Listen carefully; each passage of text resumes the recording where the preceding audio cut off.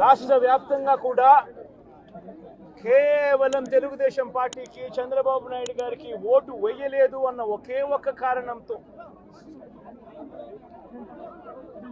ఒక కారణంతో ఏకంగా ఆస్తులను ధ్వంసం చేస్తా ఉన్నారు, దొంగ కేసులు పెడతా ఉన్నారు. వీళ్ళే కొడతారు, మళ్ళీ వీళ్ళే అటువైపున ఉన్న వారి మీద వాళ్ళు కొట్టారు అని చెప్పి కేసులు పెడతారు.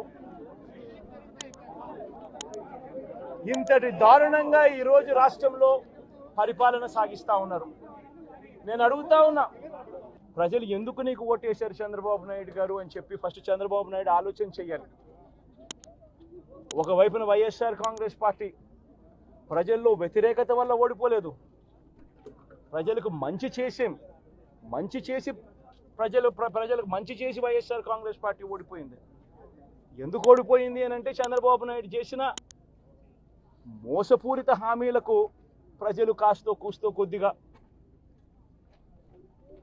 ఇదే ఆ 10% కాస్త అటువైపున షిఫ్ట్ అయ్యి చంద్రబాబు నాయుడు గారు అధికారంలోకి వచ్చిన పరిస్థితులు.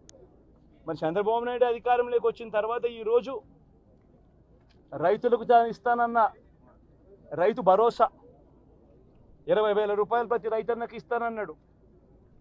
వ్యవసాయం స్టార్ట్ అయింది, ఖరీఫ్ మొదలైంది, పంటలు వేగంగా వేస్తూ ఉన్నారు రైతన్నలు.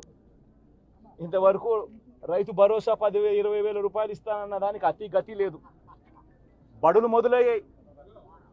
అమ్మఒడి కింద జగన్ 15,000 ఇస్తాను అని అంటే కాదు, చంద్రబాబు నాయుడు వస్తే ఎంతమంది పిల్లలు ఉంటే అంతమందికి ఇస్తాడు, ప్రతి ఒక్కరికి 15,000 ఇస్తాడు అని చెప్పారు.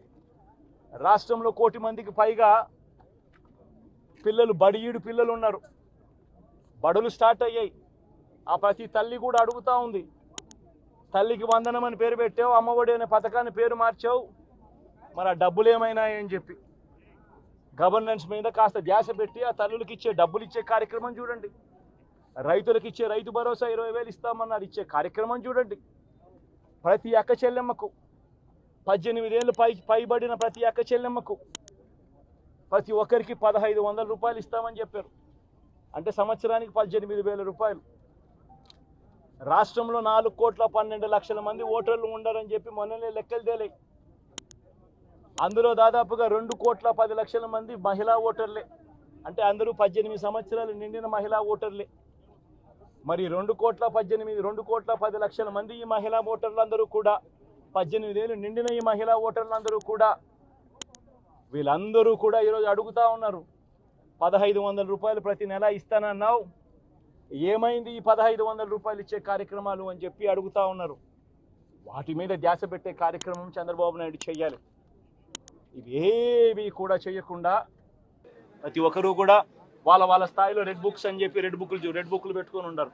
చంద్రబాబు నాయుడు స్థాయిలో చంద్రబాబు నాయుడు ఒక రెడ్ బుక్, లోకేష్ స్థాయిలో లోకేష్ ఒక రెడ్ బుక్, ఎమ్మెల్యే స్థాయిలో ఎమ్మెల్యే ఒక రెడ్ బుక్, మండల స్థాయిలో మండల నాయకుడు ఒక రెడ్ బుక్, గ్రామ స్థాయిలో గ్రామంలో ఇంకో రెడ్ బుక్, గ్రామ స్థాయిలో ఇంకో నాయకుడు గ్రామ స్థాయిలో ఇంకో రెడ్ బుక్లలో పెట్టుకొని ఏం చేస్తూ ఉన్నారు? అతి దారుణంగా అన్యాయంగా ఆస్తులు ధ్వంసం చేస్తూ ఉన్నారు. రాష్ట్రం మొత్తం దాన్ని చూస్తూ ఉంది, కానీ ఎవడు మాట్లాడడం లేదు.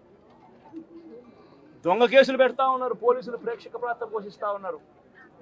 దొంగ కేసులు పెడతా ఉన్నారు, వాళ్ళే కొడతారు, మన ఇటువైపున కేసులు పెడతా ఉన్నారు. రాష్ట్రం మొత్తం ఇది చూస్తూ ఉంది. చీని చెట్లు నరికేస్తూ ఉన్నారు, ఆస్తులు ధ్వంసం చేస్తూ ఉన్నారు, కనిపిస్తూ ఉంది. ఎమ్మెల్యేలు ఏకంగా జేసీబీల మీద పొక్లేన్ల మీద ఎమ్మెల్యేలు స్వయంగా తీసేసి ఏకంగా పోయి బిల్డింగులు పగలగొట్టే కార్యక్రమాలు చేస్తూ ఉన్నారు.